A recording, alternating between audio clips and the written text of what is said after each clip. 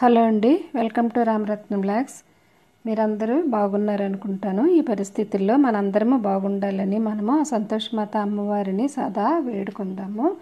అయితే ఇప్పుడు నేను ఒక మంచి వీడియోతో మీ ముందుకు వచ్చాను. అది ఏంటంటే సంతోషమాత వ్రత కథ గురించి మనం ఈరోజు తెలుసుకుందాము. ఆమె ఎలా ఆవిర్భవించింది, ఆ మహిమలేంటి, ఆ వ్రత విధానము, వ్రతం ఎలా చేసుకోవాలి, అవన్నిటి గురించి ఈరోజు అయితే మనము తెలుసుకుందాము.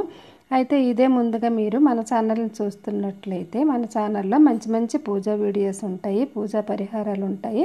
తప్పకుండా ఒకసారి విజిట్ చేయండి. నచ్చితే సబ్స్క్రైబ్ చేసుకోండి, లైక్ చేయండి, షేర్ చేయండి. ఇప్పుడైతే మనము వీడియోలోకి వెళ్ళిపోదాం. అయితే మనము సంతోషమే సగం బలము అని అంటుంటారు కదా పెద్దలు. అందుకని మనము ఏ పని చేసినా సరే చాలా సంతోషంగా ప్రారంభిస్తే ఆ పని మనకి దిగ్విజయంగా జరుగుతుంది అని పెద్దల మాట. అయితే మన సంతోషమే సమస్త సమస్యలకు విరుగుడుగా ఉంటుందని చెప్తారు పెద్దలు. ఆ సంతోషమే మనల్ని ఆయురారోగ్యాలతో కూడా ఉంచుతుంది, ఆయుష్ కూడా పెంచుతుంది. కష్టాల్లో ఉన్నప్పుడు సంతోషము ఒక వరంగా ఉంటుంది. ఇలాంటి సంతోషము ఒక వరంగా ఉంటుంది. అయితే ఇలాంటి సంతోషం కలిగించుటకు ఒక అధిష్టాన దేవత అవతరించారు. ఆ అమ్మవారే మన శ్రీ సంతోషిమాత అమ్మవారు. ఇప్పుడు ఆ అమ్మవారు ఎలా అవతరించారు అనేది మనము తెలుసుకుందాం. ఎలా ఆవిర్భవించారు, ఆమె మహిమలు ఏంటి అని. అయితే ఈ సంతోషిమాత అమ్మవారు ఆమె సాక్షాత్తు వినాయకునికి మానసపుత్రిక అనమాట. ఒకరోజు శివుని మానసపుత్రిక అయిన నాగదేవత వినాయకునికి రక్షాబంధనం కడుతుంటుందంట. అంటే శివుని పుత్రిక అయితే వినాయకుడు తమ్ముడవుతాడు కదా, నాగదేవత రాఖీ కడుతుందంట. అప్పుడు ఆయన ఇద్దరు కుమారులైన లాభాక్షేమాలు అనే కుమారులంట తమ చేతికి కూడా రాఖీ కట్టమని అడుగుతారంట నాగదేవతని. అడిగితే ఆమె ఈ రక్షాబంధనం సోదరి మాత్రమే కట్టాలి అని ఆమె అంటారట.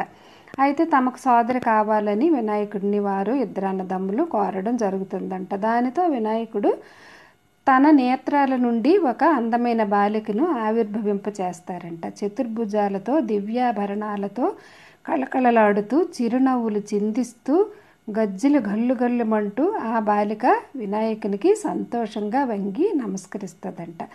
సంతోషానికి మూల ప్రతీకగా అవతరించిన ఆ బాలిక పేరే సంతోషిమాత అని ఈ దేవతలందరూ నామకరణం చేసి జై జయ ధ్వనాలు చేశారంట.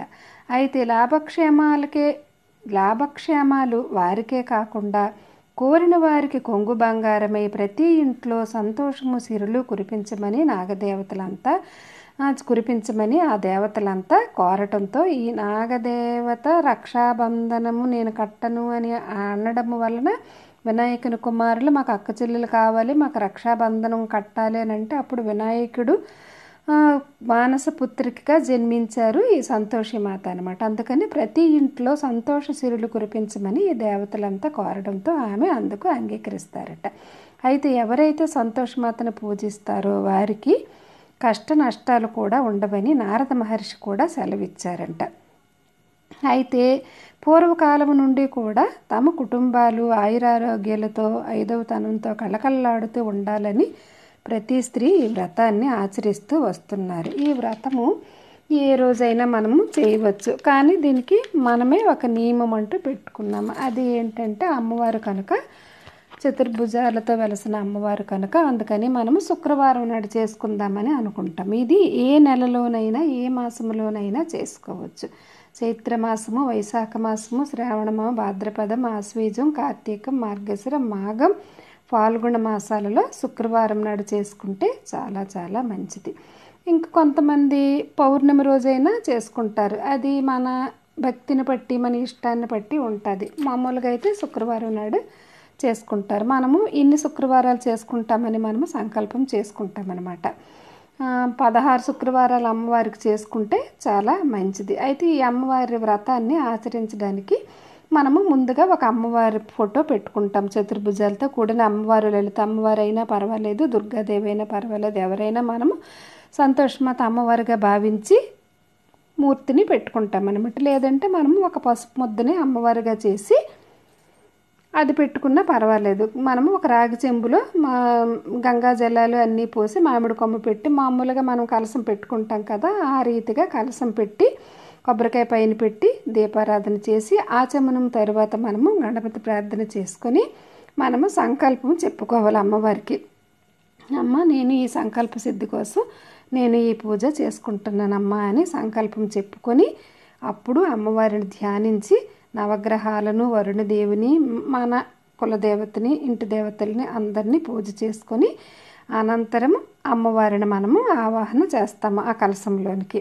అప్పుడు అమ్మవారికి ఆసనము, అర్ఘ్యపాద్యాదులు, పంచామృతాలు అన్నీ సమర్పిస్తాము. శుద్ధోదక స్నానము అన్నీ అమ్మవారికి మనము అన్నీ భావించి అమ్మవారికి మనము చేయిస్తున్నాము, ఆమె చేసుకుంటున్నారు అన్నట్టు భావించి అన్నీ చేసిన తర్వాత మనం అమ్మవారికి పసుపు కుంకుమలతో వస్త్రాభరణాలు, ఎరుపు పువ్వులు అన్నీ సమర్పించుకొని సంతోషమాత అమ్మవారిని అష్టోత్తర శతనామావళితో మనము పువ్వులతో పూజ చేసుకుంటాము.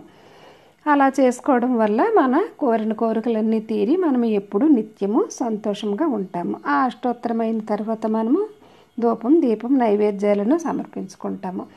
అయితే దీనికి ఒక నియమం కూడా ఉంటుంది. అమ్మవారి పూజ చేసిన రోజు పులుపు తినకూడదని చెప్తారు. ఆ తర్వాత మనకి అమ్మవారికి ప్రసాదంగా శనగలు, బెల్లము మనం నైవేద్యంగా పెడితే చాలు. తర్వాత ఇంకా పులుపు పదార్థాలు ఏవి పెట్టకూడదని అంటారు. మనం తీపి నివేదన చేయొచ్చు అమ్మవారికి. మనం 16 వారాలు గుడిలోనైనా చేసుకోవచ్చు, ఇంట్లోనైనా చేసుకోవచ్చు. ఆ తర్వాత మనం 16 వారాలు అయిన తరువాత మనం ఉద్యాపన చేసుకొని ముత్తైదువులను పిలిచి మనం ఉద్యాపన చేసుకుంటే మంచిది. ఆ ఉద్యాపన చేసిన రోజు మనము పసిపిల్లలకి అన్నీ పంచిపెట్టుకుంటే ఇంకా చాలా చాలా మంచిది.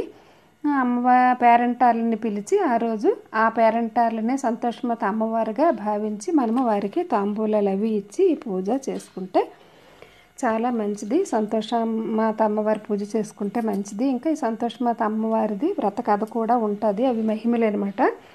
ఒక 4-5 మహిమలు కూడా ఉంటాయి. నెక్స్ట్ వీడియోలో నేను మీకు ఆ కథలు కూడా నేను పెడతాను.